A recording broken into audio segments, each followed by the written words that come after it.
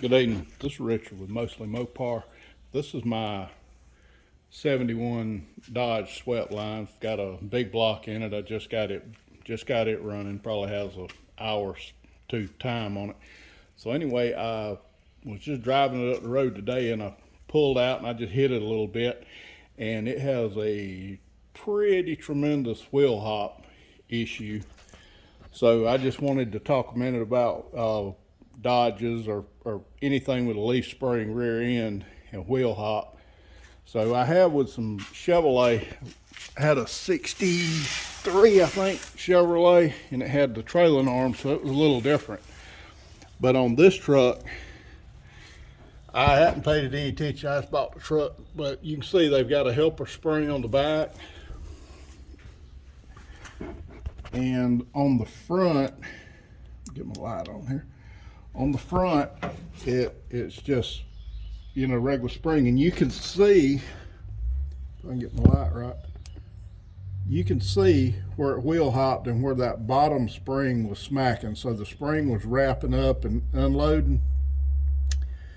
And what you want to do, a lot of the Dodges, I don't know if it's just cars, but they'll have a bias. The hole where the axle goes on the leaf springs will be toward the front. So that's why you don't usually see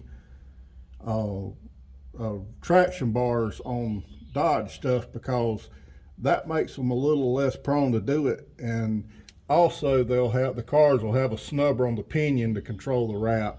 And so what I've got to do on this is I'm going to pull the clamp off when I remove the stuff on the rear end, the helper spring, and I'm gonna move it up to the front. Get my light to stay here.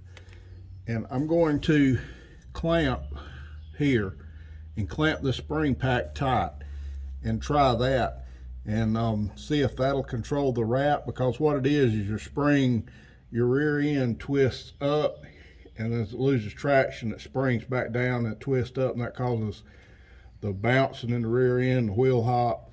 And if you don't stop doing that, you can throw the drive shaft out. You can break it on this end. You break it at the front. You can break axles. You can tear up ring and pinion. You can break the tail shaft off your transmission, which is a lot of fun. But anyway, that's what I'm gonna do on this truck. Now this spring pack in this truck is centered. The axle is centered from the front eye to the rear. So I'm going to probably have not quite as good results by clamping the spring as probably what I would on my Duster, my Dart, or my Roadrunner, or one of the satellites or something like that.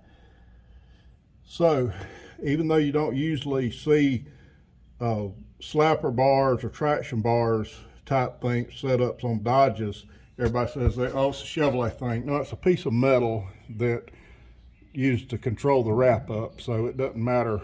It still works just the same on a Dodge as it does on anything else. It's just that Dodge usually has a provision to use a different setup.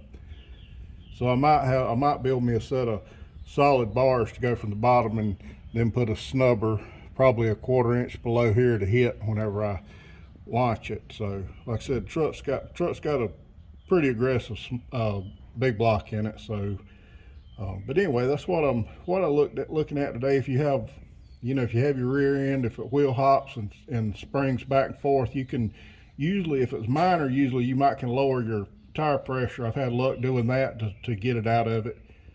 But the best bet is just to either clamp or do something to strengthen this front, because you want this front spring, you want it to pivot, but you don't want it springing back and forth. You want it to say a solid bar so that the pinion's not wrapping up and unloaded. So anyway, when I get that done, hopefully I'll have a follow-up with some burnout videos on it. So y'all have a good day.